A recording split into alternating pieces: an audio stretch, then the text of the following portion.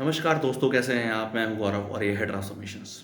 पिछले 7-8 महीने में हमें काफ़ी सारे इस तरीके के हादसे, दुखद हादसे देखने को मिले जिसके अंदर रोड एंड इंफ्रास्ट्रक्चर में करप्शन की वजह से या प्रॉपर रोड एंड जो बनाई गई पुल बनाए गए उनके अंदर प्रॉपर तरीके से इंस्पेक्शन नहीं हुआ, या इवन काफ़ी सारी एरियाज़ या काफ़ी सारे इश्यूज में तो हमें ऐसा भी देखने को मिला कि इवन उद्घाटन होने से पहले ही रोड पर बारिश आ गई और किस तरीके से एम्बैंकमेंट्स भी टूट गए रोड के, और काफ़ी जगह से धंस गई, काफ़ी जगह पॉट होल्स हो गए और पानी भर गया।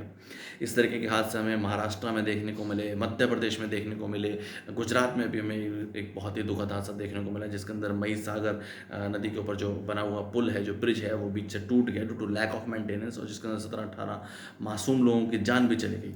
इस तरीके के हादसे हमें बिहार में भी देखने को मिले कि नए जो पुल कंस्ट्रक्शन हो रहे थे वो फ्लड के आने की वजह से या ज़्यादा बहाव पानी का होने की वजह से बह गए। इस तरीके के इश्यूज़ के ऊपर फ़िकी ने भी अभी रिसेंटली अपनी एक report the, that's a federation of Indian chamber of commerce and industries.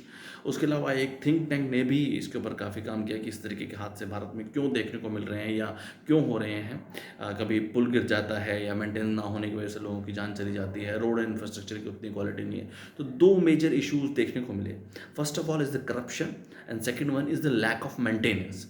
पहला रीज़न था करप्शन और दूसरा है lack of maintenance after construction. किस तरीके से बाद में जब एक पुल या कोई भी एक सरकारी इंफ्रास्ट्रक्चर कंस्ट्रक्ट हो जाता है तो उसकी टाइमली मेंटेनेंस कॉन्ट्रैक्ट, जिसको एएमसीज बोलते हैं, एनुअल मेंटेन कॉन्ट्रैक्ट्स, जो प्रॉपर ना होने की वजह से या उसमें कमी होने की वजह से या उसमें एक तरीके से कोताही बरतने की वजह से इस तरीके के दुखद हादसे देखने को मिलते हैं और फिर मासूम लोगों की, निर्दोष लोगों की जान जाती है। फिकी की रिपोर्ट्स में भी इस तरीके से दर्शाया गया कि भारत में सबसे ज़्यादा करप्शन जो है वह रोड एंड इंफ्रास्ट्रक्चर में है। तो जो हम देखते हैं सरकारी रोडें बनती हैं या सरकारी कॉलेज की बिल्डिंग, सरकारी स्कूल की बिल्डिंग्स, डैम्स, पुल, ब्रिजेस, इस तरीके से उन सब में मैक्सिमम करप्शन है। और सेकेंडली, अगर ये एक बार कंस्ट्रक्ट हो भी जाते हैं, भले ही वो एक तरीके से कम क्वालिटी के मटेरियल से या हल्की क्वालिटी के मटेरियल से बने, तो उसके बाद टाइमली उनका कॉन्ट्रैक्ट, सर्विस का कॉन्ट्रैक्ट नहीं होता है, जिसकी वजह से इस तरीके के दुखद हादसे भी देखने को मिलते हैं, जो हमें रिसेंटली महिसागर नदी पे गुजरात में देखने को मिला। अब ये दोनों के दोनों जो इश्यूज़ हैं मेजरली लेजिस्लेचर और एग्जीक्यूटिव्स के की मिली भगत या एक तरीके से उन्हीं की कमी की वजह से देखने को मिलती है।